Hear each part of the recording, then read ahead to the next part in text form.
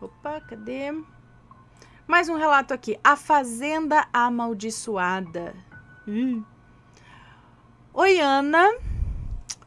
Esse é meu primeiro relato no canal e o relato não tem nomes. Ok.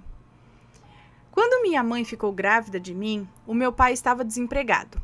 Então, um certo dia, o meu avô paterno ligou para o meu pai falando que havia um emprego para ele em uma cidade no norte de Minas e que nesse emprego ele poderia levar toda a família.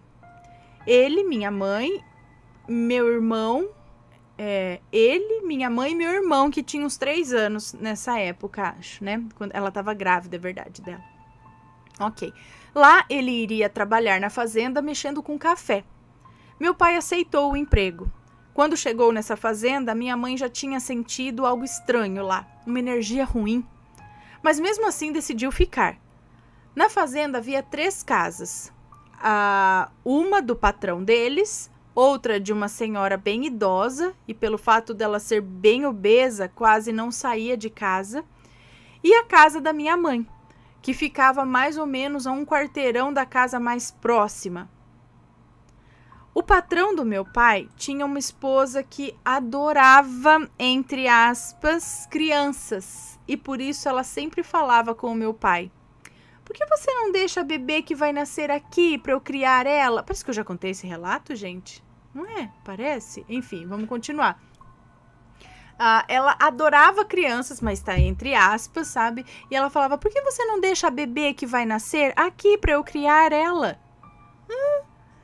Ou falava para minha mãe ir para casa dela, que ela ia cuidar da minha mãe e que o sonho dela era ter uma menina, mas o meu pai nunca aceitou, nem a minha mãe. O marido dela era esquisito e sempre quando meu pai não estava, ele arranjava uma desculpa para ir lá por perto, mas era só para ver a minha mãe. Ela conta que sempre quando meu irmão via esse homem, ele se escondia atrás da minha mãe. Ela conta que todas as tardes, quando estava na cozinha, ele aparecia lá na porta a cavalo, e o mais estranho é que a minha mãe nunca escutava ele chegar lá. E ela já estava ficando assustada, porque na mão desse sujeito sempre tinha um canivete e uma fruta que ele nunca terminava de descascar, sabe? Ele sempre ficava fazendo propostas para ela. Num certo dia, ela viu um boi enorme na porta da cozinha. Esse boi ficou lá o dia inteiro. Minha mãe conta que o boi aparecia do nada, e o mais estranho é que não tinha gado lá. E quando o patrão ia lá, esse boi atrapalhava a passagem e assim ele nunca conseguia entrar na casa da minha mãe. E assim foi toda vez. O boi estava lá como se fosse um protetor. Era até bizarro. Aí um dia minha mãe havia falado para o meu pai. Acho que aí um dia minha mãe contou isso para o meu pai e o meu pai, desconfiado, um dia resolveu voltar mais cedo para casa e nesse dia o boi não foi para lá. Quando meu pai estava chegando em casa, de longe ele viu o patrão dele vindo com um cavalo enorme. Mas quando ele viu meu pai, voltou para trás todo assustado. Meu pai então decidiu que ele iria embora de lá. Aí ele foi falar com o patrão e o patrão discordou do meu pai e falou que ele tinha que ficar porque a mulher dele ia cuidar da minha mãe. No dia seguinte, ele foi para a plantação de café para trabalhar e o mais esquisito era que lá só tinha ele de funcionário próximo, só o meu pai. Quando foi de tarde, ele sentiu um arrepio no corpo e depois havia sentido uma pessoa colocando a mão no ombro dele que sussurrou assim: "Vá embora daqui". Ele, assustado, foi correndo para casa contar para minha mãe. E minha mãe, por sua vez, também assustada, veio contar algo que tinha acontecido com ela. Ela contou que quando estava cozinhando, avistou um homem de botas e roupa amarela no portão da casa. Aí ela lá de dentro havia gritado para esse homem: "Ei, esse portão, eu acho, não funciona". E ele só olhou para minha mãe e concordou com a cabeça. Minha mãe, intrigada, foi lá fora falar com ele.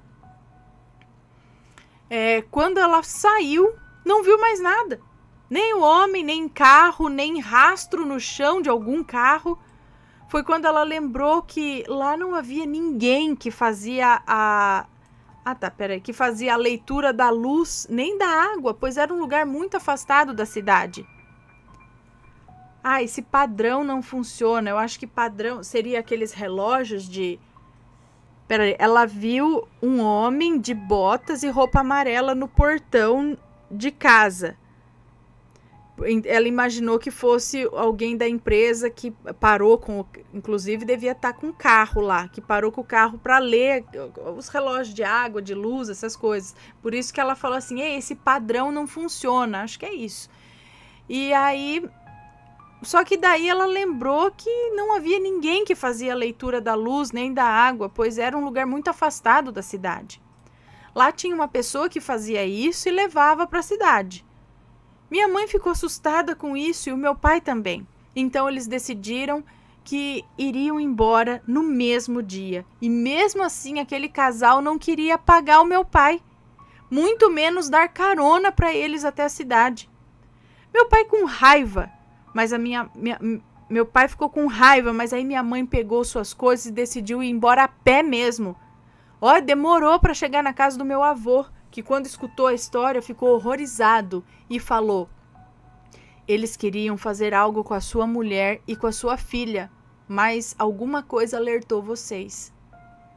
Depois que descobriram que na casa que eles estavam morando, tinha uma casa perto que tinha morrido um casal de idosos anos atrás, mas ninguém sabe como esse casal morreu. Na casa ainda tinha móveis do casal. Minha mãe tem muitos relatos, em breve voltarei para contar aqui. Então parece que eu já li esse relato, gente. Não sei se a pessoa reenviou, se eu já li ou não. Vocês se lembram? Alguém aí lembra? Enfim. Gente, será que é tipo o bebê de Rosemary, sabe? O bebê queria fazer alguma coisa. Que eles estavam de zóio? O que eles queriam? E esse casal de idosos aí que morreu, ninguém sabe como. O casal morreu assim, os dois juntos? E as coisas ainda estavam lá? Hein? Credo, ainda bem que saíram lá, mesmo que seja a pé. Vaza, vai embora. Gente, hein?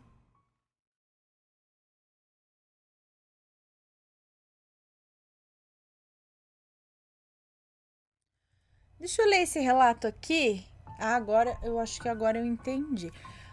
Também pedido aqui. A florzinha me atacou no sítio. Fiquei pensando, gente, uma flor atacou a pessoa... O moço? Não, será que a florzinha das meninas superpoderosas atacou o moço? Porque tem os relatos de uns desenhos que, sei lá, criam vida. Enfim, mas não, acho que é outra coisa. Acho que é a Fulozinha. Comadre Fulozinha me atacou no sítio. Vamos ver. Olá, Ana, tudo bem? Me chamo Fulano, mas pode me chamar de Fulano. O relato que agora vos conto aconteceu mais ou menos há 2 meses atrás, no sítio da minha avó. Eu moro em uma cidade bem próxima do sítio, uns 20 minutos por aí. Era uma sexta-feira eu e uma colega iríamos gravar um clipe de uma das minhas músicas autorais. Olha que chique. Conhecido como... O nome do lugar é isso? Logo pela manhã, fizemos uma sessão de fotos e à tarde ia começar as gravações. Nesse sítio tem... eu que pulei aqui, ó. Gravar um clipe de uma das minhas músicas autorais. E por minhas origens serem bem do sertão, havia decidido gravar ali. Chegamos logo pela manhã e tudo indicaria que seria um dia bem produtivo. Logo pela manhã fizemos uma sessão de fotos e à tarde iríamos começar as gravações. E nesse sítio tem um serrote conhecido como Serrote Grande. Fica bem próximo da casa da minha avó. E o caminho é bem lindo, sabe? Cheio de árvores e algumas rosas. Então, assim que bateu no relógio 4 da tarde, eu e minha colega fomos lá, seguindo aquele caminho tão conhecido por mim desde criança. O que não sabíamos era o que iríamos enfrentar naquela tarde.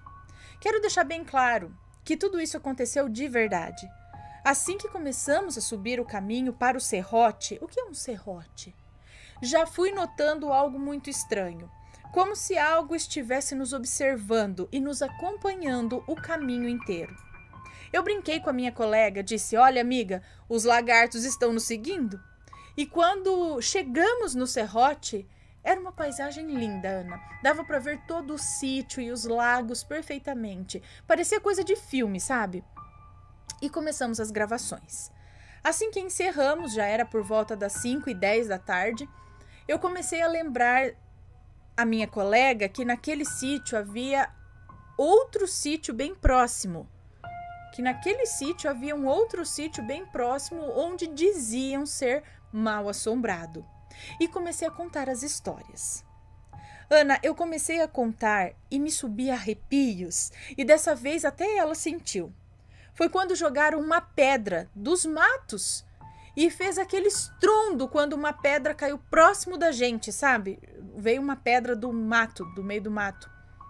Eu rapidamente olhei para trás, mas não tinha nada, e eu, assustado, disse: ai, amiga, vamos embora. Eu não queria te assustar, mas desde que subimos nesse serrote me deu calafrios e a todo instante eu senti que estávamos sendo seguidos por alguma coisa.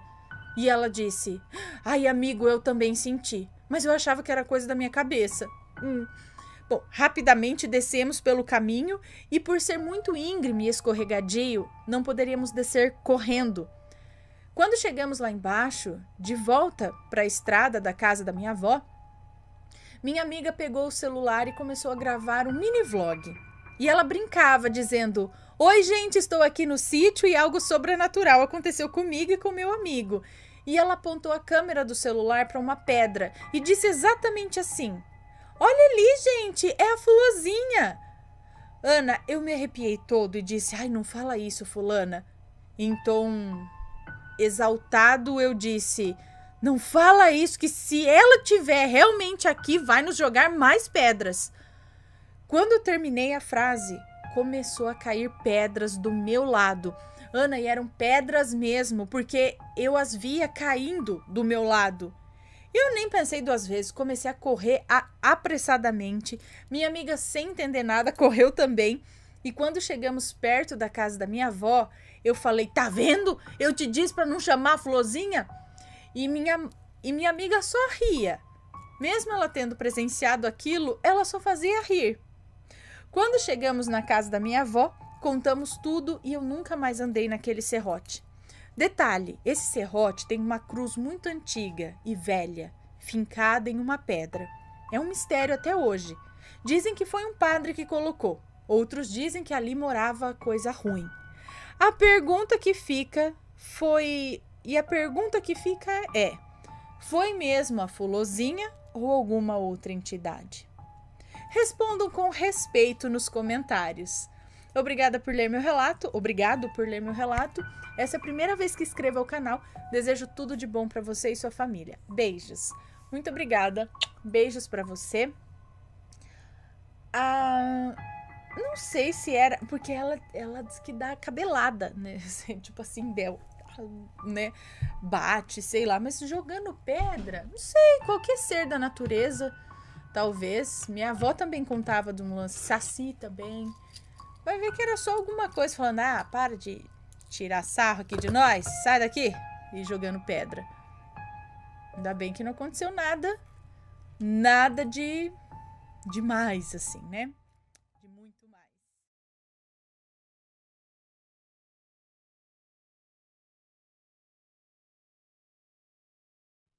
Belezinha, então, dito isso, vamos ao relato de hoje, que se chama A Fazenda de Café.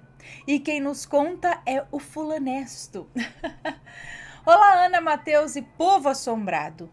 O velho Fulanesto retirou de seu baú de recordações empoeirado mais um dos contos assombrados, entre aspas, tá?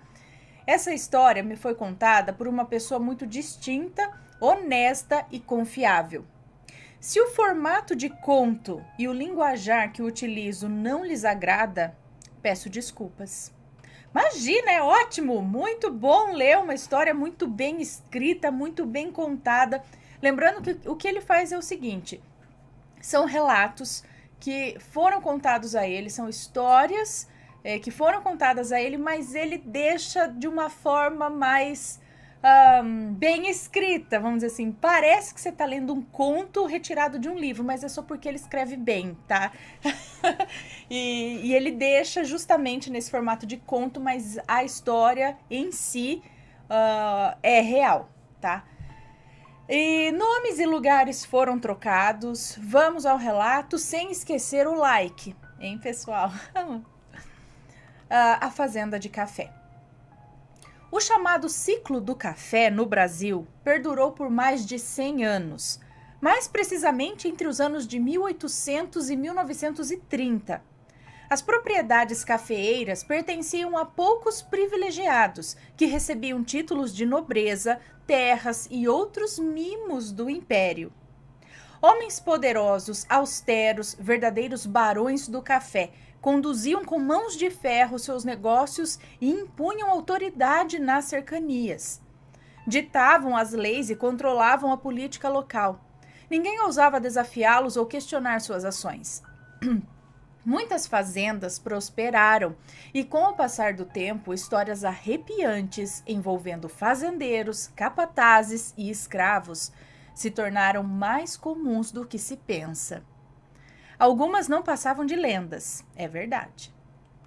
Entretanto, outras lendas, entre aspas, assustadoras, se mostraram horripilantemente reais. Eis uma delas. Vamos lá. A lenda. Havia uma lenda, entre aspas, havia uma lenda envolvendo certa fazenda no interior do Brasil. E conta-se que por volta de 1880, a tal propriedade era uma das que mais produziam café na região. O seu dono, um senhor de 50 e poucos anos, teria sido um homem rude, cruel e autoritário, a quem deram o qualificativo de coronel. A casa grande, sede da propriedade, era imensa, pintada de branco, com janelas emolduradas em azul. Contava com inúmeros cômodos, todos finamente decorados ao estilo europeu. Uma torre se destacava no cume da construção. Podia ser vista de longe. Além de muito alta, suas dimensões avantajadas imprimiam um ar de distinção à casa-sede. Não havia janelas na torre. Somente um pequeno postigo existia. Postigo? Eu não sei nem o que é isso, gente. Somente um pequeno postigo existia para arejar o local. O acesso à torre somente era possível por meio de uma escada externa. Não havia qualquer outro modo de se chegar até ela. O minúsculo postigo apontava para o cafezal, que mais parecia um mar verdejante, estendendo-se até onde a vista alcançava. O coronel vivia como um rei naquele latifúndio, na companhia de sua mulher, Helena, e da única filha do casal, Augusta. Reza a lenda que Augusta era uma belíssima jovem de cabelos longos e cacheados, delicada, prendada e devotada a seus pais. Trajava-se como uma princesa, usando os mais lindos vestidos trazidos da corte e do estrangeiro. O senhor da fazenda realizava todos os desejos de Augusta, porém teria sido um pai extremamente ciumento e possessivo ao extremo, não permitindo qualquer contato de sua filha com quem quer que fosse. Dona Helena, por sua vez, amava desmedidamente a única filha do casal. O coronel, pelo que contam, havia prometido a mão de sua filha em casamento ao primogênito de um amigo fazendeiro. A família de seu futuro genro era muito rica. O coronel pretendia não só preservar, mas expandir a fortuna da família. Entretanto, o destino, que sempre tem seus próprios desígnios, quis que Augusta se encantasse pelo cavalariço da propriedade. Cavalariço? Eu também não sei o que é cavalariço. Pelo cavalariço da propriedade. O jovem, belo e paupérrimo Joaquim. Os dois se apaixonaram perdidamente e o romance permaneceu escondido do coronel e de Dona Helena por muito tempo. Dona Helena, certa feita, teria notado que o vestido de Augusta não lhe caía tão bem como antes. Pressionando a filha, descobriu que a moça, de 15 anos, estava grávida. A senhora, preocupada com a menina e temendo a fúria do marido, engendrou... Olha, rapaz, uma palavra que eu não sei o que... Engendrou, é assim que fala? Ou bolou um plano, juntamente com Augusta e Joaquim. Ela daria suas joias ao casal e eles fugiriam para a corte, se casariam, permanecendo escondidos e bem longe do ódio do coronel. Um ódio que certamente eclodiria assim que tomasse conhecimento da tragédia. E assim fizeram. Aproveitando uma das viagens de negócios do patrão, Joaquim arreou 2 cavalos ligeiros e os enamorados fugiram da fazenda sob o olhar triste e pesaroso de Dona Helena. Ela sabia o que a esperava. Retornando à casa grande, o coronel indagou a esposa por Augusta. A senhora, muito nervosa, contou o que ocorreu sem, contudo, indicar o paradeiro dos jovens. Tentou aplacar a ira do marido com um sem número de explicações e pedidos de clemência, mas foi em vão. O barão do café, irado por sua filha ter trazido a desgraça para a família, sem piedade, pôs fim à vida de Helena. E imediatamente determinou aos seus 2 melhores capitães do mato que trouxessem o casal, vivo ou morto. Porém, já havia algum tempo que os amantes evadiram-se do local, tornando a caçada inútil. O tempo passou. O coronel tentou, de todas as formas, localizar sua filha. Não logrou êxito. Adoeceu de ódio e tristeza. Não cuidava de seus negócios e a fazenda de café, aos poucos, foi perdendo a pujança de outras épocas. Que besteira, né? Podia estar tudo de boa ali com os netos, tá vivendo de boa ali com a fazenda, mas não, tem que ser. Mas continuando. Tempos depois, novamente o destino inclemente alcançou o casal de jovens amantes na corte. Augusta e Joaquim haviam se casado e o menino Juliano já contava 4 anos de idade. Para a infelicidade de Augusta, a grande epidemia de febre amarela que fustigou o Rio de Janeiro do século XIX, com enorme virulência, ceifou a vida de Joaquim. Desolada, viúva, sem seu amor e provedor, sem as joias que recebera da mãe, pois todas haviam sido vendidas, Augusta considerou retornar ao lar de seus pais, certa que o tempo havia cuidado de aplacar os ânimos e curar todas as feridas. Acreditava que ela e seu filho Juliano seriam recebidos de braços abertos por todos. Para ela não havia outra solução. Assim, após 5 anos ausente, retornou Augusta, agora mulher feita, para a fazenda de café. Entretanto, a chama de rancor que habitava o coronel, com o tempo, não havia se extinguido. Ao contrário, transformou-se em uma pira incandescente. O coronel, ao ver a filha ingrata segurando o bastardo no colo, num acesso de fúria, arrancou o menino de seus braços com violência e ordenou a seus capatazes, cegamente obedientes, que selassem Augusta na torre da casa grande.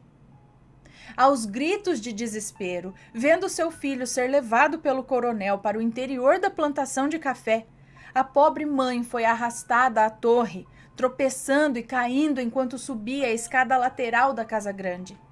Após abrirem a porta do campanário e jogarem Augusta em seu interior vazio e úmido, lacraram a entrada com tijolos e argamassa. E para que ninguém pudesse ajudá-la, destruíram a escada externa que levava à torre. A jovem mãe, espiando pelo postigo, aos prantos, observava impotente e horrorizada a imolação de seu filho pelo próprio avô. Misericórdia!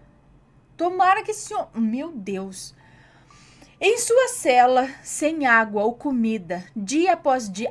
eu assombrava fortemente esse homem. Em sua cela, sem água ou comida, dia após dia, Augusta chamava por Juliano.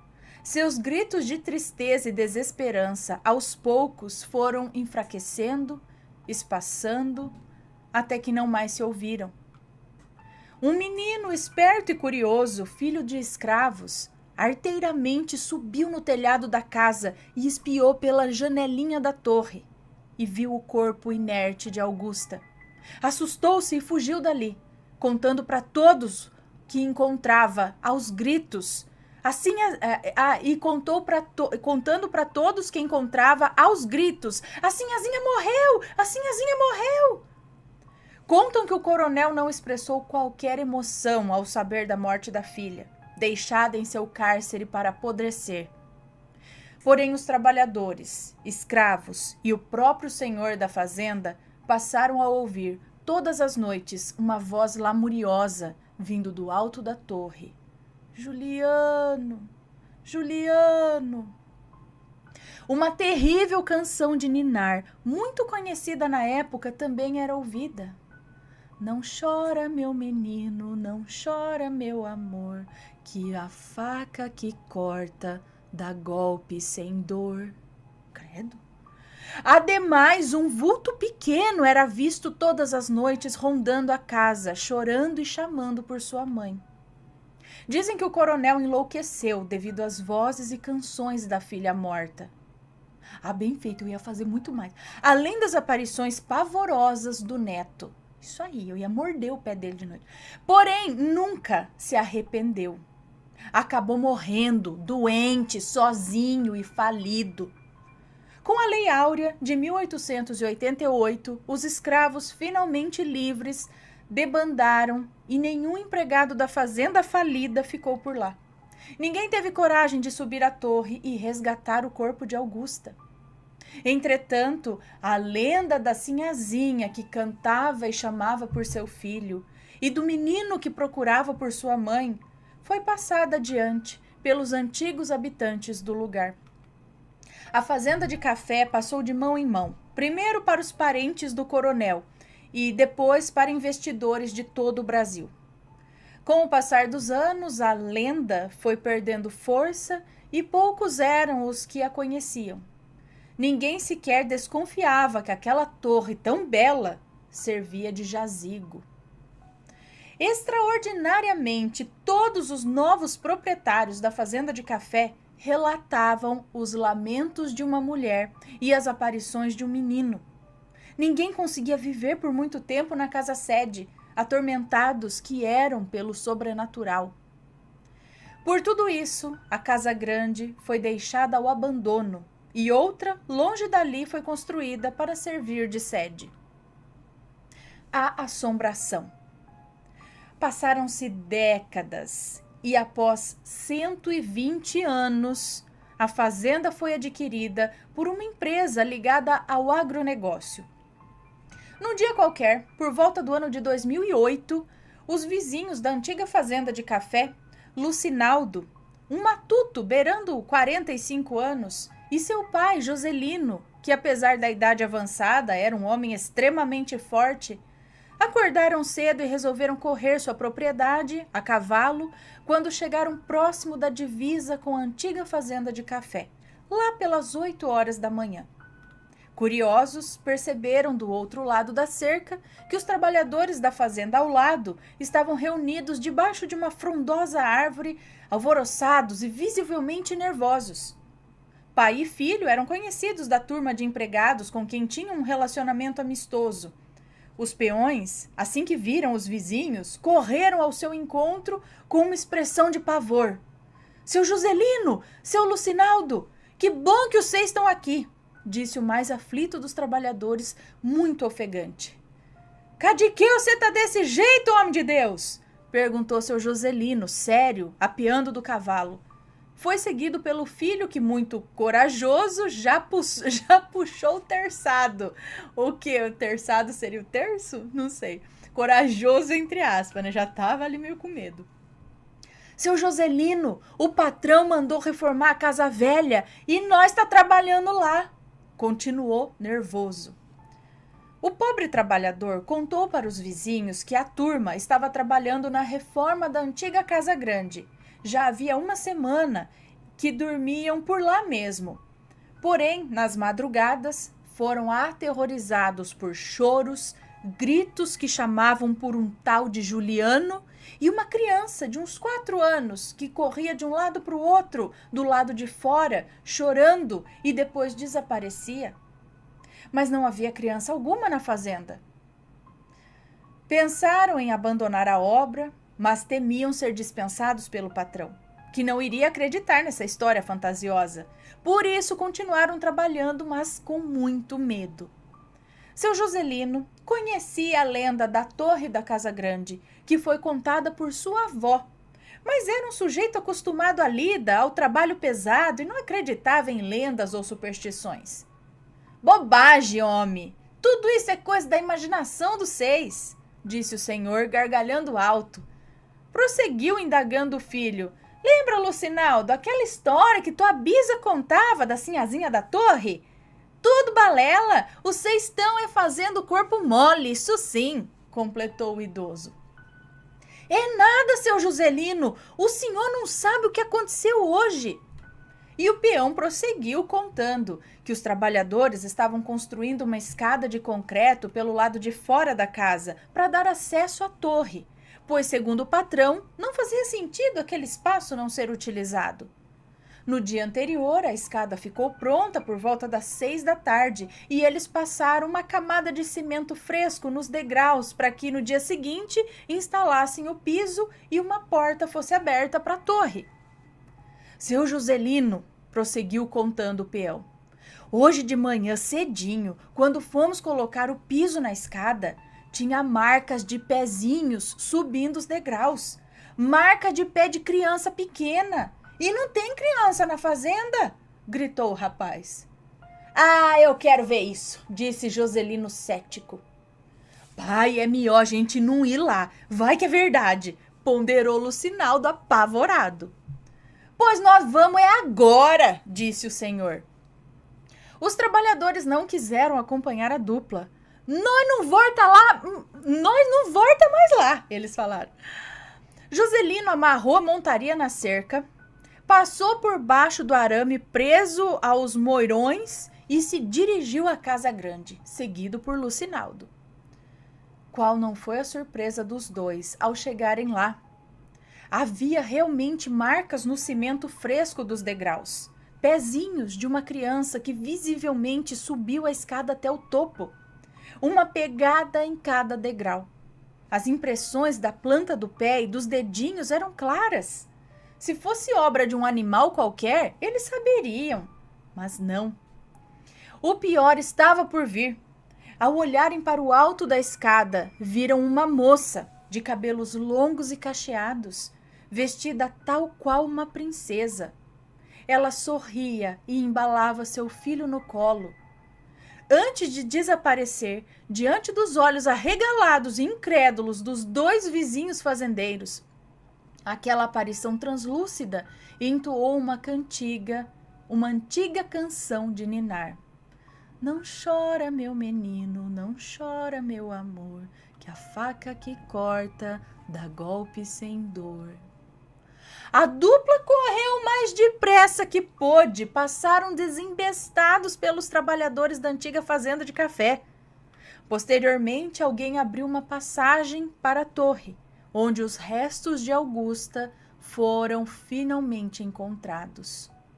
A polícia foi chamada e, depois dos procedimentos de praxe, a pobre moça recebeu um enterro cristão. O que restou da criança nunca foi achado. Nos anos seguintes, os eventos sobrenaturais daquela casa-sede não mais ocorreram.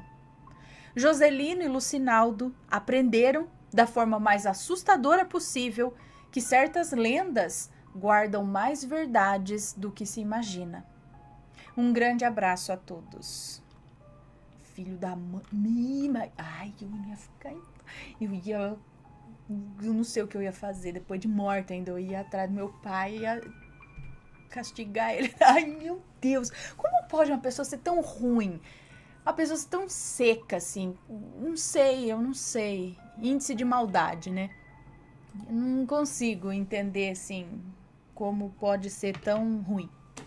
Própria filha, próprio neto, não tem nada dentro. A pessoa, sabe, corpo seco? Era esse homem aí. Sei lá, depois que morreu, deve ter virado um demônio, porque, não sei, gente. Ai, coitada da moça ainda. Meu Deus, de forma cruel. Mas tudo que ela precisava era de uma escada. Quando construíram a escada, o espírito do menino conseguiu chegar até a mãe, vamos dizer assim, e o espírito não sabia chegar. Gente do céu, alguém me explica melhor isso? Mas que dó. Só que essa foi uma de tantas histórias muito parecidas com essas que pode ter acontecido nesse Brasilzão antigo aí. Imagina só, o tanto de assombração, o tanto de gente que passou por coisas absurdas nessas épocas, em fazendas que estão aí até hoje, hein? Lugares, não só fazendas, lugares antigos, e vai saber o que aconteceu. Gente do céu, que crueldade. E aí, assombrados, tudo bem? Eu tô passando aqui para deixar um recado com vocês de que a caixa assombrada do mês de dezembro já está disponível na loja, e a caixa Varginha. Como vocês podem ver, ainda não tá bem legal para gravar os relatos, mas logo logo eu volto. Mas eu quero mostrar para vocês alguns dos itens que vem na caixa Varginha no mês de dezembro. O primeiro é essa linda réplica, né, do ET de Varginha. É numerado e exclusivo também. Muito lindo, pintura muito 10. Olha aqui, você vai receber esta estatueta, também um negócio de pendurar coisa aqui, ó, pendurar guardanapo, pendurar, ó, o que você quiser aqui, ó. Você fixa na parede e você tem o ET de Varginha para pendurar suas coisinhas. Sim, olha aqui este.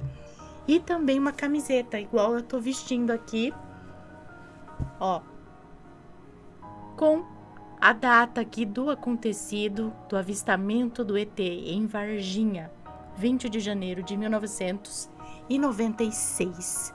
Quem aí já era nascido? Aqui, ó.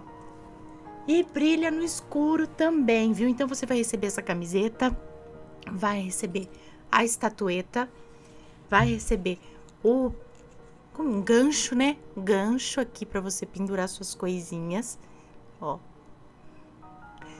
E mais coisas, é claro, tem a receita, vai ter uma coisinha gostosa para comer, né? Sempre vai uma coisinha de comer. Então, garanta a sua caixa, ok? Você pode comprar de forma avulsa ou assinar. Você tem até dia 10 para assinar, ok? Clica no link aqui e garante a sua caixa Varginha, beleza?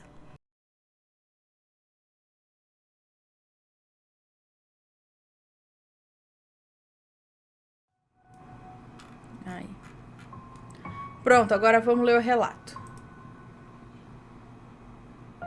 Homem barbudo da fazenda. Homem barbudo da fazenda. É uma moça.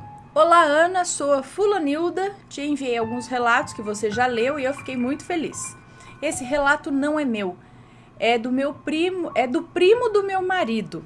Se houver nomes, já estarão trocados. Vou mudar o nome da fazenda e não vou citar o nome da cidade.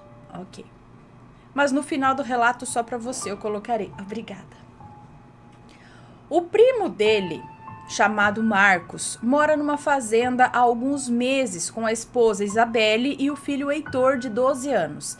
E antes do ano novo, eu fiquei sabendo que essa fazenda, além de assombrada, tem uma figueira enorme, que pelo que contam, tem mais de 100 anos. Ai, essas figueiras são sempre assombradas. Aqui tem lá também perto de Laranjal Pereira, não sei aonde, que lá também deve ter por aí, porque meu bisavô tem história nessa figueira, então tem mais de 100 anos mesmo. E pra estar daquele tamanho, com aquelas raízes, só pode, né? Enfim, voltando ao relato dela. Contam que ela tem mais de 100 anos. Lógico, na hora eu me interessei em ir nessa fazenda, tirar milhares de fotos pra ver se sai algo, né? Tipo eu, assim, quando eu sei que um lugar é meio assombrado, eu tiro trocentas fotos. Quem sabe aqui isso é um fantasma? Ah, aqui pode ser um fantasma, com flash, sem flash. Aí não sai nada. Tirei milhares de fotos pra ver se sai algo, né? Pois bem, meu marido está de férias e decidimos ir lá nesse sábado, dia 19 de janeiro. Fiquei um pouco envergonhada de entrar nesse assunto de fantasmas, mas fui cara de pau e entrei. O primo dele começou a contar que nessa fazenda onde eles moram hoje, aconteceram poucas coisas estranhas. Como no meio do caminho, sentido a fazenda, altas horas da noite, no meio do nada, apareceu um homem de camisa social azul fazendo sinal para eles pararem o carro. Eles, obviamente, não pararam. Também nessa entrada, em cima da placa onde indica que você está entrando nas imediações da fazenda, o cunhado do Marcos, de madrugada, viu um senhor negro com roupa branca fumando um cachimbo. Ana, a placa deve ter uns 3 metros de altura. O homem estava em cima da placa?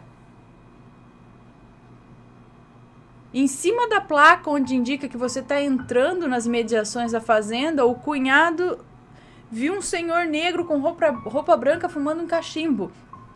E a placa deve ter uns 3 metros de altura. Deixa eu só conferir aqui. É aquelas placas que ficam na beira da estradinha de terra, de madeira, assim, sabe? Que tem uma placa de madeira escrito Fazenda Fulano de Tal, sabe? Ou Fazenda Tal Coisa, que é que você tá chegando na fazenda. Ela fica tipo no acostamento de terra, assim. Tá. Bom. Beleza. E esse homem estava em cima da placa. Bem, então ele começou a me contar sobre a outra fazenda onde ele morava há uns 6 anos atrás. A fazenda fica no interior de São Paulo, especificamente a uns 100 quilômetros de Rio Preto. Sempre ouvi falar dessa fazenda quando pequena. Dizem que o antigo dono ainda vive por lá, o finado Jair. Bom, então ele, a esposa e filho, que na época devia ter uns 6 anos de idade, se mudaram. Na primeira noite, ele disse que, ao se deitarem, eles ouviram do lado de fora, debaixo da janela do quarto, um barulhão, como se alguém pegasse 2 garrafas PET e batessem no chão com toda a força. E sem parar. Pá, pá, pá. Se assustaram, mas não saíram. Na segunda noite, após se deitarem, ouviram cadeiras se arrastando na varanda e destampando as panelas. Isabelle ia levantar para ver, mas ele disse: ai, deixa quieto, deixa comer, se tá com fome, deixa comer, não tá mexendo com a gente. Durante o dia, como havia 3 quartos na casa, eles fizeram um só para os brinquedos do Heitor, mas o Heitor não queria ficar no quarto e dizia: pai, eu não quero ficar lá, o homem barbudo tá olhando para mim. Ana, eu ouvi o relato encantada.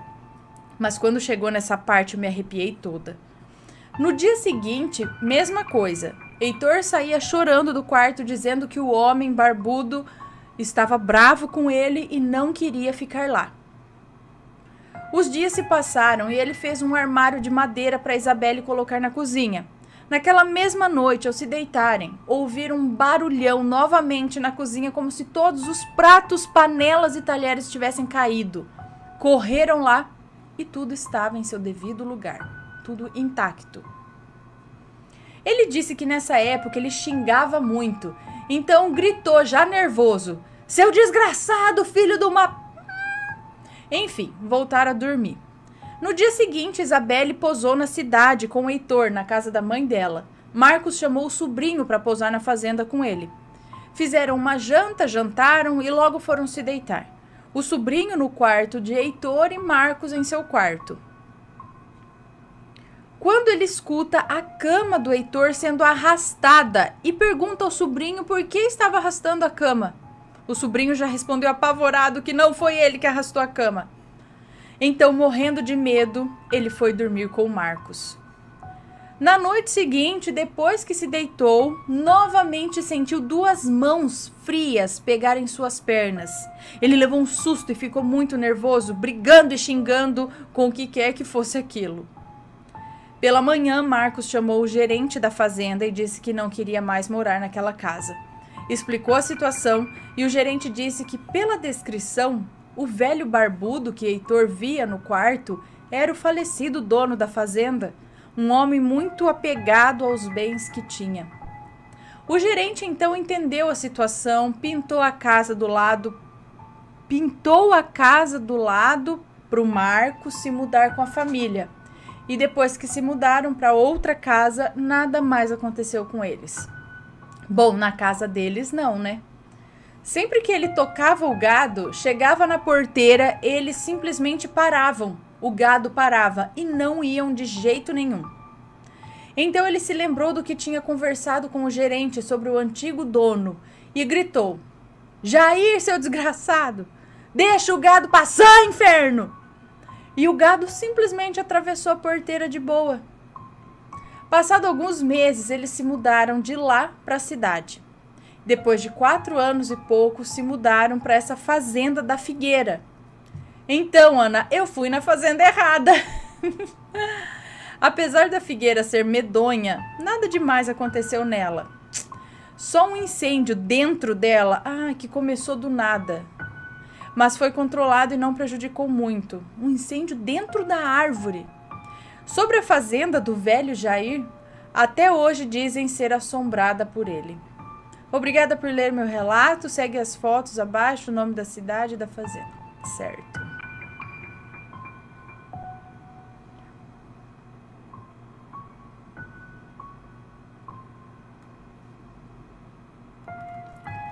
Então, eu acho que essas fazendas, parece que é tudo assombrado, né? Tudo assombrado. Deixa eu dar um beijinho aqui e já vou contar mais um relato.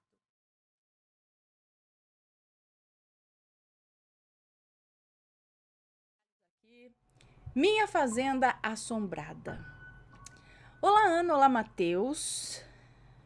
Tudo bem com vocês? Quero dizer que amo o canal e assisto sempre que posso. Afinal, sou universitária e os estudos tomam todo o meu tempo. Desculpa se o relato ficar longo. Recomendo que o conte em um tipo ao vivo. Não tá muito longo, não. Me chamo Fulana, tenho 22 anos, sou estudante de medicina veterinária e moro em Belo Horizonte, Minas Gerais. Minha família sempre trabalhou e trabalha com café, gado e cavalos da raça manga larga marchador. Temos uma fazenda no interior de Minas, inclusive tombada como patrimônio histórico. Ai, que legal! Data de 1836. Está em perfeito estado. Óbvio que passou por algumas restaurações, mas nada demais. Parece até que o tempo não passou para ela. O casarão tem 16 quartos e eu procurando querer 3 quartos. 16 quartos. Eu não sei nem o que fazer com tanto quarto. Chamar todo mundo para morar em casa. E vai sobrar quarto ainda. Bom, o casarão tem 16 quartos, 6 banheiros, 2 salas, que poderiam bem ser 4 pelo tamanho da sala, cozinha, sala de jantar com uma mesa linda de madeira maciça, que eu particularmente sou apaixonada, imagino. Piso de madeira por toda a casa, porão, guarde esta informação, é claro. Os quartos, em sua maioria, ficam na parte de cima, apenas 3 são na parte do térreo. Em um corredor que dá direto no escritório que meus antepassados usavam para tratar de seus negócios, que hoje guarda documentos e alguns móveis antigos para restauro e que quase ninguém entra. Então, esses 3 quartos são no térreo em um corredor que dá no escritório, tá? 3 senzalas que a gente bem que queria derrubar, porque isso não é legal lembrar, né? Mas não pode, pois, como já disse, virou patrimônio histórico. 2 delas hoje são por dentro, respectivamente, uma sala para jogos como sinuca e afins. E a outra virou uma espécie de depósito onde guardamos feno, celas, medicamentos dos animais e ferramentas. A terceira se encontra exatamente como um dia foi. Inclusive com correntes e espécies de algemas da época fincadas na parede. Todas elas são exatamente iguais por fora e sempre ficam com portas e janelas abertas. Eu não lembro de já tê-las visto trancadas uma só vez. Não lembro de tê-las visto trancadas uma só vez. Eu acho que foi uma forma de dizer aos espíritos que por aqui não faltam espíritos, que eles são livres para partir, entendeu? Temos lago e 2 cafezais enormes, cada um em uma extremidade da fazenda. Onde está o sobrenatural nisso tudo? Vem agora. As informações dadas serão importantes para entender o que eu vou contar. No ano de 2008, eu e meus primos estávamos de férias escolares, família reunida, tios, avós, pais e amiguinhos da escola também. Passamos um mês na fazenda. Certo dia, passamos a manhã inteira brincando, nadando, balançando na rede, até que meu primo solta: "Será que tem café lá embaixo?" E eu disse: "É época, difícil alguém deixar a gente ir sozinho." Minha mãe nos chamou para almoçar. Após o almoço, éramos em 6 pirralhos, pegamos os cavalos sem avisar ninguém. Meu avô nos viu e perguntou: "Para onde vocês estão indo?" E a gente respondeu: "Estamos indo chupar café. A polpa é docinha." Ele assentiu com a cabeça, mas falou: "Se vocês verem algum escravo no cafezal, agradeça pelo trabalho, peça desculpas pelo passado e diga que ele é livre para ir." Nossa, gente. Ana, mesmo sendo criança, já havíamos escutado várias histórias, como o escravo pedindo ajuda no porão. Sim, os mais caros ficavam no porão, pedindo água. Ouvimos trotes de cavalos pela fazenda, barulhos de chicotadas, gritos, choros. Gente apanhou de algo, já teve gente que apanhou de alguma coisa no quarto em que dormia e muito mais coisas. Após o meu avô dizer aquilo, nos olhamos e seguimos rezando para não encontrar nada nem ninguém. Chegamos ao cafezal, procura de lá e de cá, frutos maduros e nada, tudo verde, ou ainda amarelando, alguns só a flor. Já estávamos voltando, tristes que não iríamos ter um só café para chupar, quando ouvimos alguém cantando. Não entendíamos a música, mas sabíamos que era uma voz masculina. Seguimos a voz e sim, um pé de café carregado de frutas maduras, vermelhinhas. É perfeito! Nos esbaldamos ali. Até os cavalos comeram. Em relação à música, não encontramos ninguém. Ainda bem. Queríamos levar os cafés para casa, porque eram muitos, mas ninguém tinha levado sacola e se colocássemos nos bolsos ia amassar e ainda manchar a roupa. As chances de apanhar eram grandes, né? Se manchasse a roupa, ia apanhar. Então falamos: amanhã a gente volta e traz um balde para catar. E fomos para casa. Na manhã seguinte, fizemos o mesmo caminho. A mesma música e voz masculina escutávamos. Nos entreolhamos, já sabendo que o que estava ali não era algo do nosso mundo. E qual a nossa surpresa quando chegamos no pé de café e vimos um cesto cheio de café. Ana, era um cesto de palha trançada e nas bordas a palha era torcida como um charme para ele, sabe? A alça era de corda, como uma mochila, como uma mochila de uma alça. Só ficamos embasbacados. Rapidinho pegamos o cesto e saímos correndo, até encontrar no caminho um rapaz de costas, catando café no chão, bem próximo aos nossos cavalos. Como iríamos passar por ele? Minha perna arrepiou inteira. Foi quando meu amigo tirou coragem, não sei de onde, e falou: "Ei!"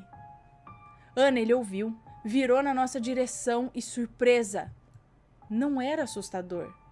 O nosso maior medo era esse, que ele fosse assustador. Sabíamos que ele não estava vivo, mas a aparência dele era normal.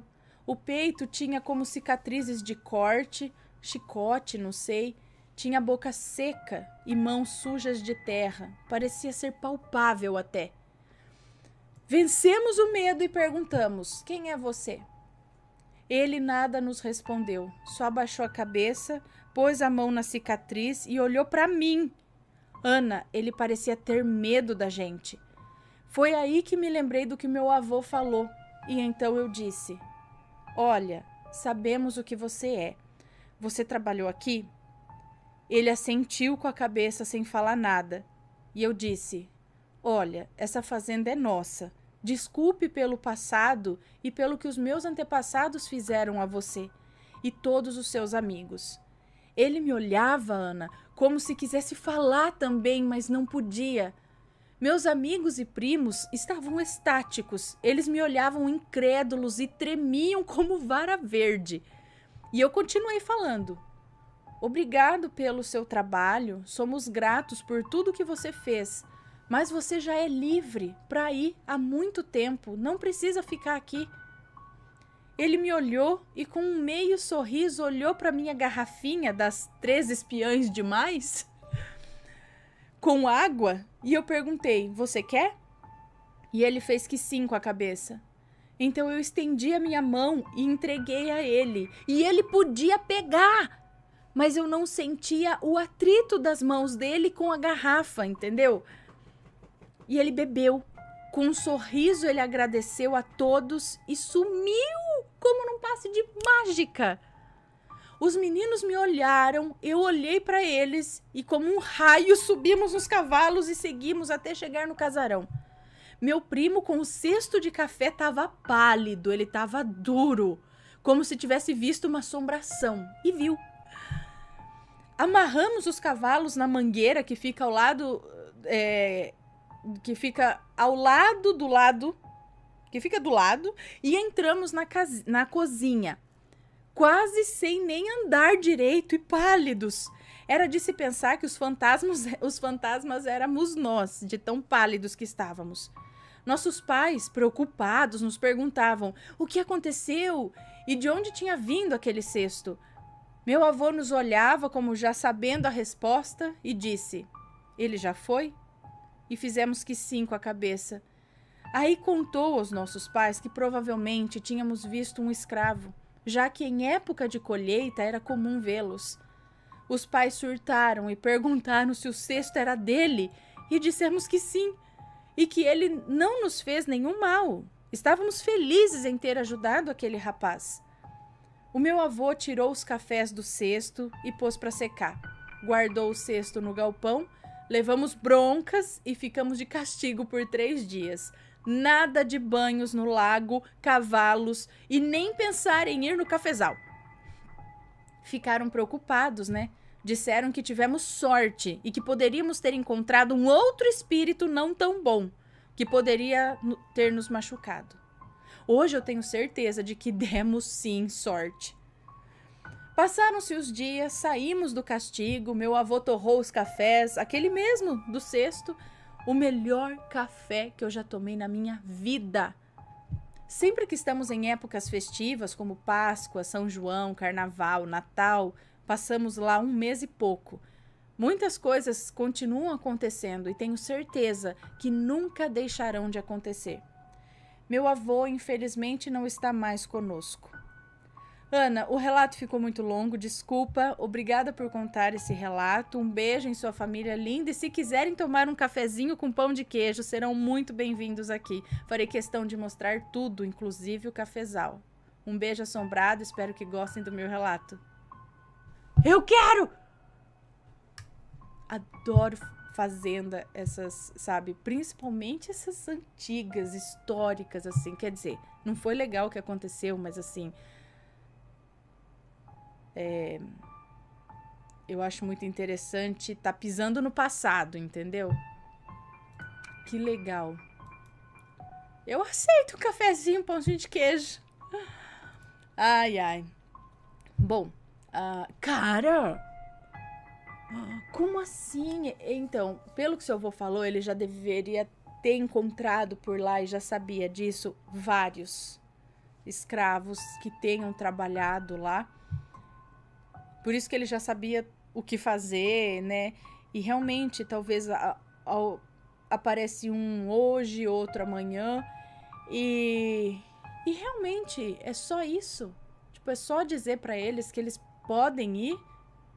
Porque muitos acham que talvez eles ficaram tão condicionados a trabalhar e viver ali e serem propriedade de alguém, como, né, algo assim, que eles acreditam que ainda eles têm que ficar ali.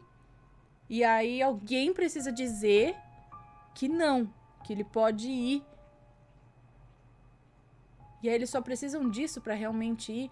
E se em vez de ficar esperando um ou outro aparecer, não pode fazer uma sessão, alguma coisa assim, e falar para todos irem?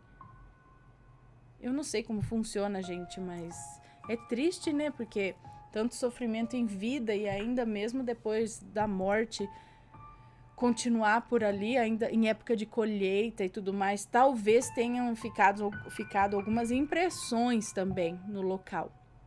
Mas impressão é outra coisa.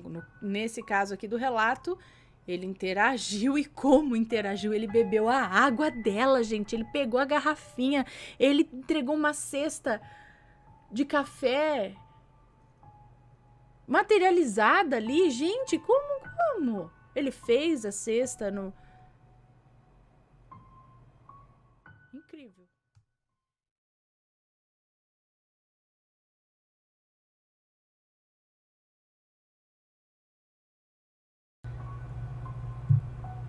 Cadê o relato, Ana? Tá perdido. Aqui, ó. O bode Inês. Eu não li esse relato todo. Eu li, assim, o comecinho e tal. Mas já me falaram que é bom, tá? E o título também me chamou muito a atenção. Eu falei, o que será isso? Vamos descobrir juntos. Ana, o bode Inês. Ana, primeiramente todos os nomes foram alterados e a história que vou contar não ocorreu comigo, mas você precisa ler essa história. Essa história não aconteceu comigo, ocorreu com uma amiga. Eu tenho uma amiga chamada Renata, nomes trocados, ok?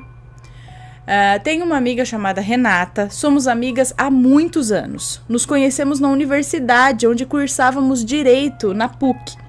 Eu abandonei o curso depois de um tempo e ela se formou e hoje é promotora pública. Mesmo não se vendo sempre, ainda somos próximas. Nos momentos mais difíceis da vida, sempre buscamos o conforto da nossa amizade. Ela foi madrinha do meu casamento e do meu filho. Quando ela se divorciou, eu a apoiei. E quando ela perdeu o bebê no 4º mês de gestação, eu a apoiei. Há mais ou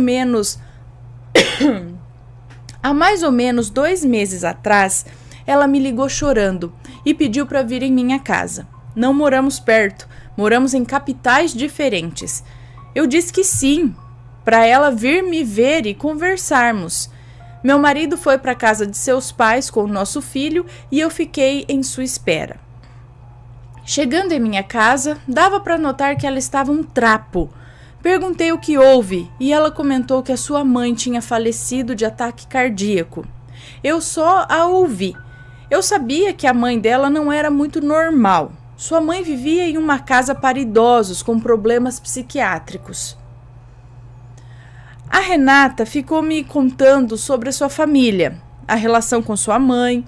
Ela foi criada pelos avós e ela não se dava muito bem com a mãe. Falou também sobre a morte de seu pai e tal. E ela começou a contar uma história às lágrimas. Quando acabou de me contar, eu estava em choque. Ai, meu Deus, na garganta. Não vai começar agora a garganta. Bom, comentei com ela sobre o canal Assombrado e por que ela não mandava o relato dela para vocês.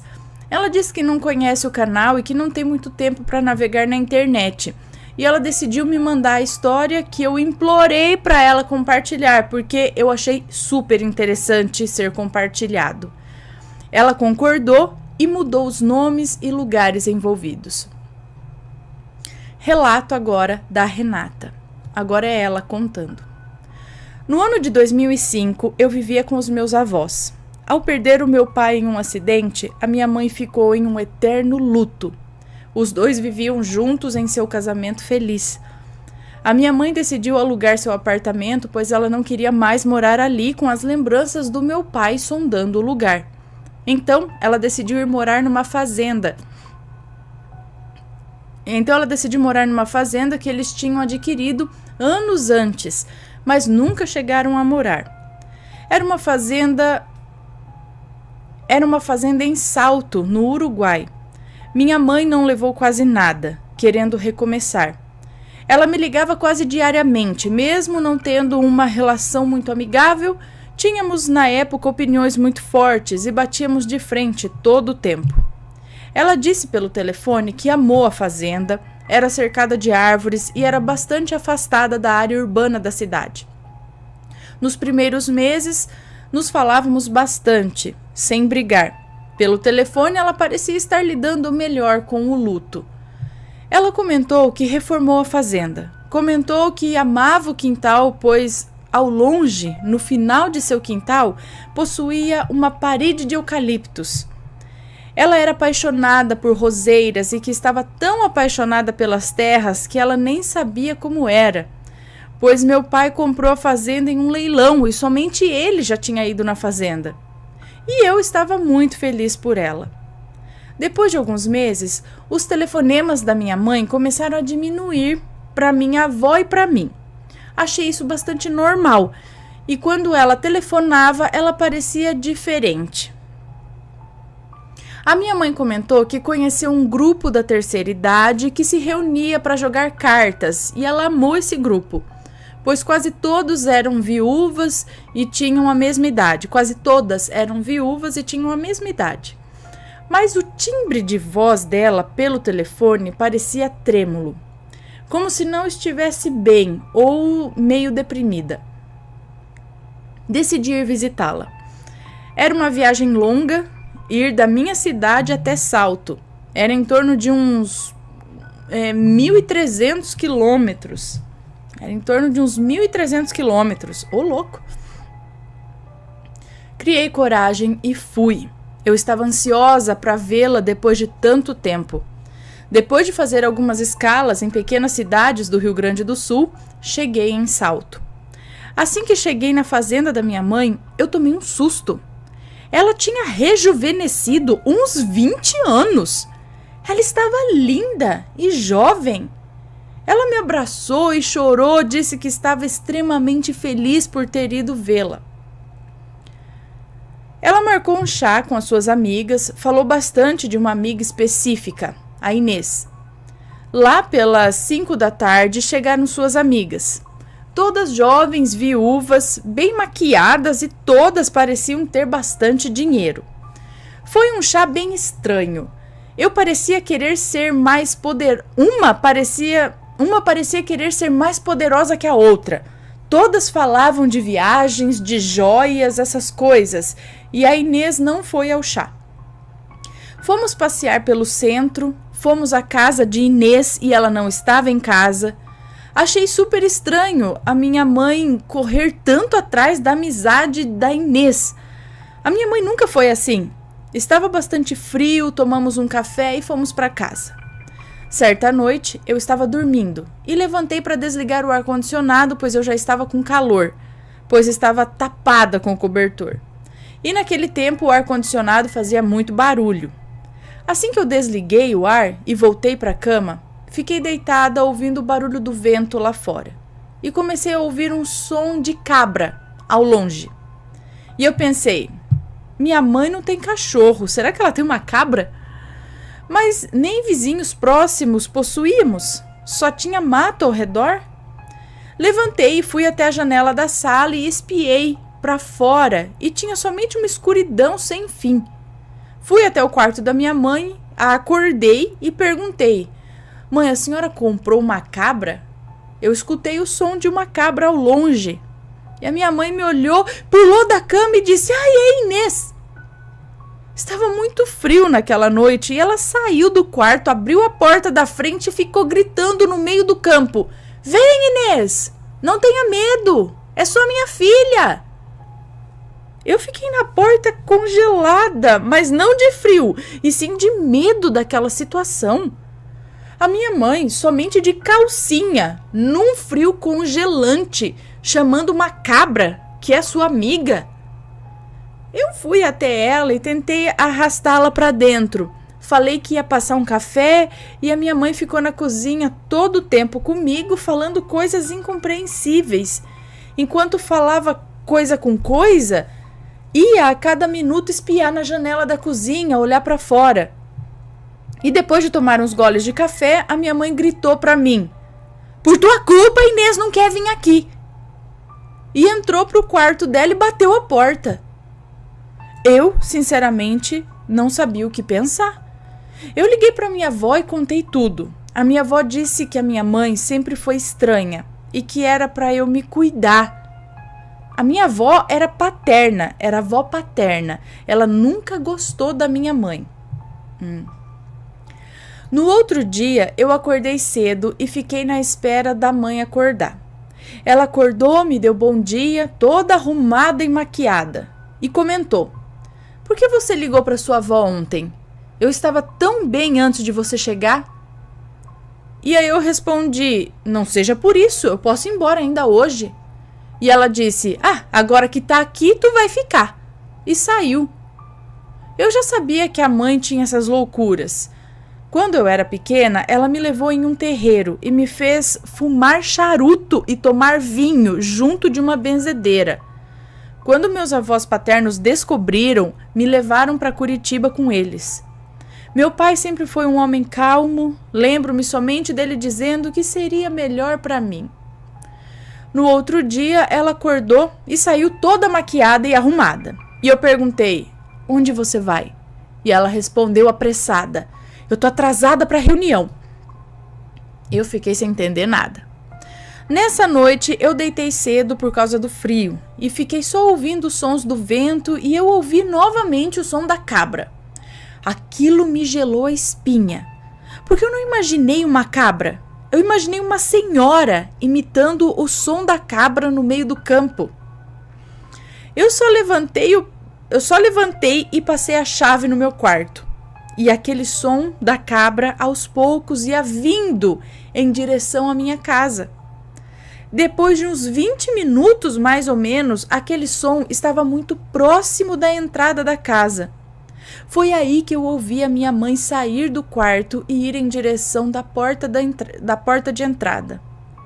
Eu pulei da cama e fui até o lado do roupeiro e coloquei o ouvido na parede e ouvi a minha mãe dizendo: entra, Inês, você sumiu. Nesse exato momento, eu comecei a tremer. Eu corri até a porta do meu quarto e tentei ouvir qualquer som da sala e ouvi a minha mãe conversar com alguém.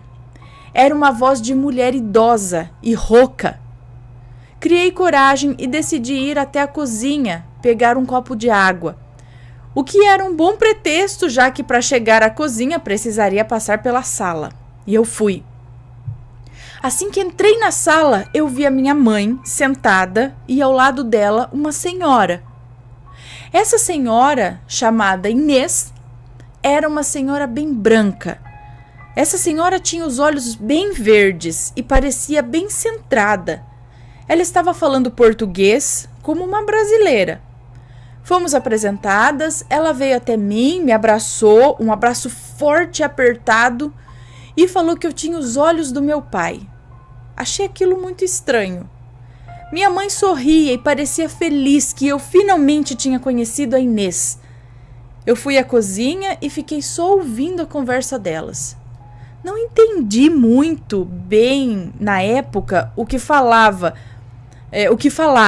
porque a minha mãe falava alto e eu a ouvia, mas a Inês respondia bem baixo, que eu não conseguia ouvir.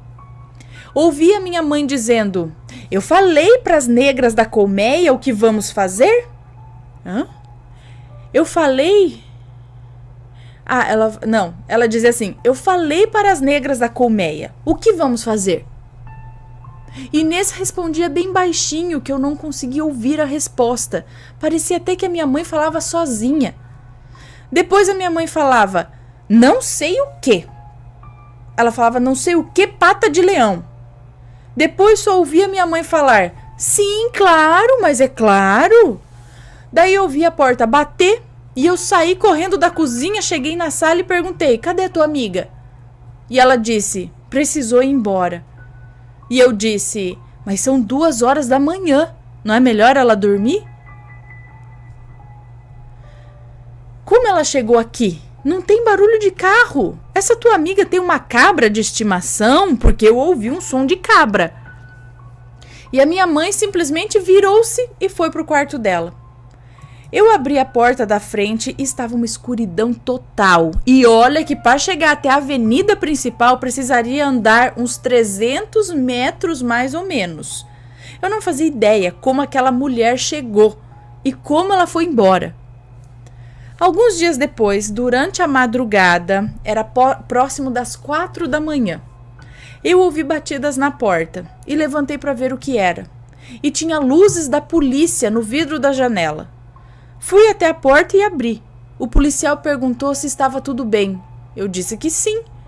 Ele disse que uma família passou de carro na avenida e viu que tinha muitas senhoras vestidas de branco rodando a nossa casa lá pelas 3 da manhã. Na ligação, a mulher disse que contou no mínimo umas 15 senhoras vestidas de branco, escondidas entre as árvores, espiando a nossa casa. Eles acharam estranho e ligaram para a polícia, e principalmente que parecia que não tinha ninguém em casa. Eu disse que não tinha visto nenhuma senhora vestida de branco. Eles pediram desculpa pelo transtorno e foram embora. Durante o dia, eu comentei com a minha mãe se ela já tinha visto essas senhoras e foi bem estranho. Ela deu uma gargalhada e disse que essas velhas nem ousam chegar perto da nossa casa. Eu nem sabia mais o que pensar, eu já estava cansada, perdida. E aí eu perguntei, quem são essas senhoras? E ela respondeu, umas velhas que acham que sou palhaça. Noites depois, ocorreu uma das coisas que mais me deu medo. Eu passei a deixar o ar-condicionado ligado para não ouvir os sons do campo. Foi lá pelas 2 da manhã que eu fui ao banheiro, que é próximo da cozinha, e eu ouvi um som de chuva, enquanto fazia as minhas necessidades. Aquele som estava estranho e ao mesmo tempo tinha um vocal de cabra de novo. Decidi sair para ver o que era. Peguei uma lanterna, saí pela porta da frente, liguei a luz de fora e fui ver. Logo atrás de mim saiu a minha mãe e ficou do meu lado espiando o que podia ser esse som. Quando iluminei o telhado, tinha uma cabra em pé no telhado. Uma cabra toda branca. Enquanto eu iluminava aquilo, dava para ver que aquela cabra tentava se equilibrar em 2 patas e fazendo sons muito estranhos. Eu olhei para o lado e a minha mãe estava caindo às gargalhadas e rindo que parecia uma criança e dizendo, desce daí, Inês, Inês. Eu juro que eu peguei a minha mãe pelo braço e a arrastei para dentro. Minha mãe não parecia uma pessoa normal. Parecia uma louca, ficava falando coisas do tipo, Inês chegou, essa Inês só apronta. Eu fiquei na sala tentando espiar o que estava rolando e a minha mãe chorando de tanto rir sentada no sofá. Foi aí que aquele bicho desceu do telhado. Era uma fazenda, né? O telhado era mais alto que numa casa normal. Aquilo desceu do telhado e começou a fazer aqueles vocais que as cabras fazem bem em frente à porta. A única coisa que eu pensei foi em ir na cozinha e pegar uma faca. Lembro de ter pensado, se essa coisa entrar, eu meto a faca nessa coisa. Foi aí que a coisa ficou estranha. Aquilo começou a chutar a porta da frente e que, pelo barulho e pela força exercida, parecia que estava batendo na porta com uma marreta. Eu estava tremendo de medo e a minha mãe parecia drogada, só ficava rindo. E chutando a porta, aquela coisa começou a gritar com uma voz grave. Não dava para entender muito bem o que aquilo falava, mas não parecia voz de mulher não, e nem de homem. E de tanto chutar a porta e gritar, aquela coisa parou de chutar e começou a chorar. Parecia um choro de lamento. Linguajava palavras incompreensíveis. A minha mãe já estava parando de rir e me olhando com uma expressão de medo também. Porque eu juro que aquela situação era surreal. Não tinha a menor possibilidade de ser uma brincadeira de alguém. Aquilo ficou chorando na porta até o amanhecer. Do meu quarto dava para ouvir.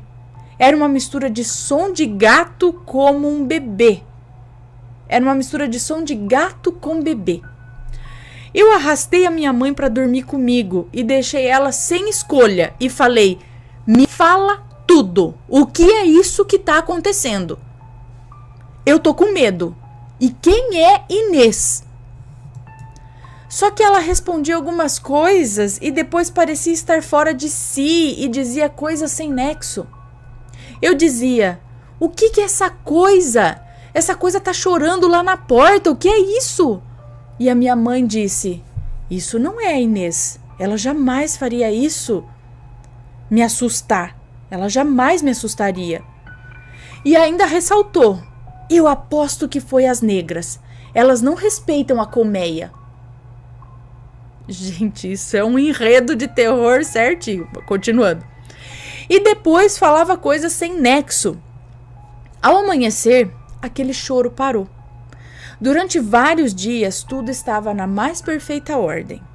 Certo dia, minha mãe acordou cedo, foi para o centro e eu decidi ir junto. Chegando ao centro, ela entrou num clube e quando fui entrar, uma mulher me levou para uma sala que parecia mais uma sala de espera de um consultório. Tinha uma moça e eu perguntei se eu poderia entrar e ela disse que não. Fiquei sentada num sofá na espera e o mais estranho que parecia um escritório. Passava algumas senhoras com bolsas e papéis e de repente apareceu a minha mãe. Vamos embora? Eu perguntei: que clube é esse, mãe?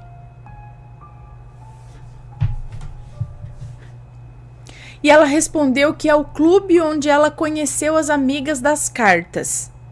Eu não queria saber mais nada, eu só queria ir embora.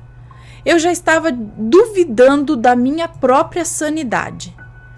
Dias depois eu estava terminando de lavar a louça, era tarde da noite já, e ouvi a mãe sair correndo do seu quarto e abrir a porta da frente e começar a gritar coisas em espanhol.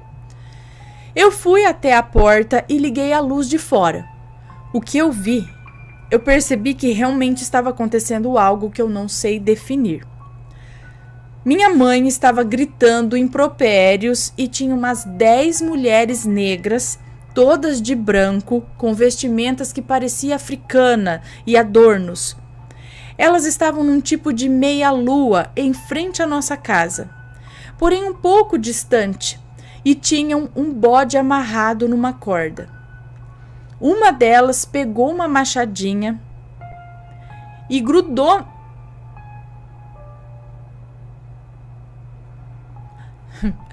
Uma delas pegou uma machadinha e grudou na testa do animal e ficou grudado, lá. Enquanto o animal começou a andar cambaleando em direção à porta da nossa casa e a minha mãe gritando impropérios contra as mulheres. Enquanto tudo isso ocorria, as mulheres estavam gritando um som bem estranho. A minha mãe me pegou pelo braço, me levou até meu quarto, trancou a porta por fora. Eu fiquei literalmente presa. Eu fui até a parede e tentei ouvir, e elas pareciam discutir. A minha mãe e algumas daquelas mulheres pareciam discutir, a minha mãe e algumas daquelas mulheres. Mas não entendia nada do que falavam. Começou um quebra-pau e de repente parou o barulho e ficou em um silêncio aterrador. Depois de horas pensando o que ocorrera, eu decidi remover o prego que prende a porta ao marco e removi a porta por dentro. Assim que cheguei na sala, estava tudo quebrado, televisão no chão, tudo revirado. Não tinha sinal da minha mãe, nem das mulheres e nem do bode. Eu não dormi nesse dia. Arrumei toda a casa, fiquei na espera da minha mãe. Pensei em chamar a polícia, mas precisaria contar o que houve, mas quem ia acreditar em mim? Eu não tinha provas. No início da tarde, eu acabei pegando no sono e logo chegou a minha mãe, transtornada, falando coisa com coisa. Nós batemos muita boca e eu disse que iria embora. Ela concordou e me mandou embora. Ela não dizia coisas coerentes. Falava que desaforo, as negras pegaram ela falava assim, ai que desaforo, as negras pegaram as cabeças de bode que a Inês tinha colocado lá. Só dizia isso. Eu não sabia se Inês era um bode, uma cabra ou uma senhora. Se a senhora, aquela que se chamava Inês, se a senhora, aquela se chamava Inês e deu nome à sua cabra também de Inês, eu estava perdida lá. Eu já estava a ponto de ligar para o meu avô e para minha avó e me buscar. Uma semana depois, praticamente foi a gota d'água. Eu acordei, suando, no meio da noite e ouvi a minha mãe gritando. Abri a porta e fui ao quarto dela e estava vazio. Quando cheguei na sala, ela estava ajoelhada, chorando com as mãos no rosto. Perguntei o que houve. Ela disse que a Inês não responde mais ela. A porta da frente estava aberta e assim que eu liguei as luzes de dentro e de fora da casa, a casa inteira estava com marcas de pés cheias de barro, como se alguém tivesse andado pela casa com os pés cheios de barro. Eu andei por toda a casa e até no meu quarto tinha as tais marcas. Quando voltei para a sala, a primeira coisa que tentei fazer foi pegar a minha mãe e levar para o quarto. Ela estava aos prantos. Foi quando ao longe eu ouvi um vocal de cabra. Eu olhei para fora e eu vi uma cabra vindo, correndo em direção à entrada da casa. Eu corri e fechei a porta. Deu para sentir que o animal deu uma cabeçada na porta e caiu. Eu não aguentei. Peguei o telefone e liguei para o meu avô, pedindo socorro. Ele veio me buscar, ele lacrou a casa e fomos embora. Pouco tempo depois, pedimos uma interdição pela curatela de uma doente. A minha mãe não estava capaz de agir ou pensar por conta própria. Aos poucos, tudo voltou ao normal. Com as visitas à clínica, tentei de todas as maneiras tirar respostas do que nós vimos em Salto, do que nós vivemos em Salto. Mas ela falava coisas ilógicas. O psiquiatra comentou com meu avô que a Inês era coisa da cabeça dela e que a minha mãe sofria de esquizofrenia e que na clínica, durante a noite, ela reproduzia sons de uma cabra e que isso não é tão anormal assim. Isso ocorre por causa de um derrame pleural chamado egofonia.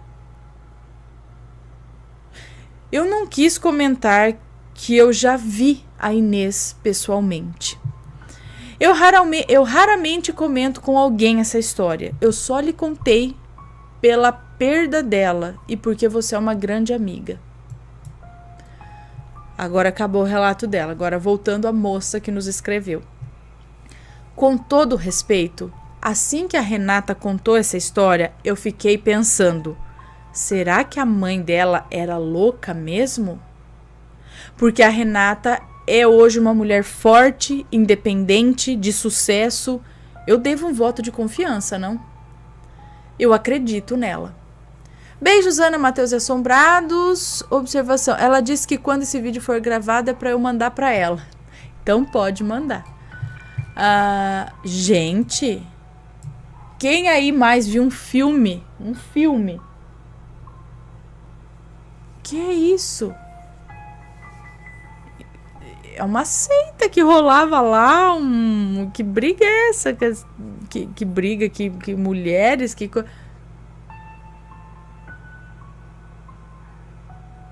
Bom, estou muito pensativa aqui. Que louco, hein? Bom, pessoal, esse foi o relato de hoje. Deixem as suas opiniões aqui embaixo nos comentários, tá? E não se esquece de deixar o like se curtiu o relato, curtiu o vídeo, gosta do canal. Deixa aí o seu joinha aqui, certo?